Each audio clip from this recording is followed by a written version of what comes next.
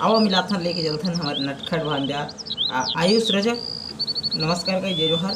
और ये है अतुल रजक, और ये दोनों मेरे भांजे। ये सबसे ज़्यादा नटखट। देख देख देख एक हरकत देखत रहो आप मन। इतना ज़्यादा शरारती, इतना ज़्यादा शरारती कि मैं मतलब शरारती जिन शरारती हो है ना, ओखर बाप के बाप ले वो शरारती ला भी रुखा दी है ना। देखा था आप मतलब खुदे नज़र आते हो है ना।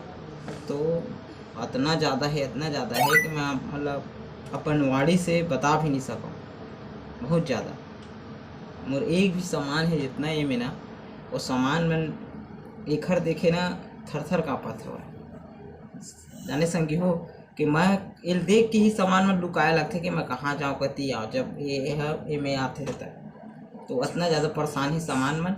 अब हमला तो पूछ मत, हमार तो आदत हो गई है, लेकिन ये सामान मन ना बहुत ज़्यादा ही परेशान हो गए घर हमारे। एती ओती लुकाते कि कहीं आयुष ना आ जाए, है ना।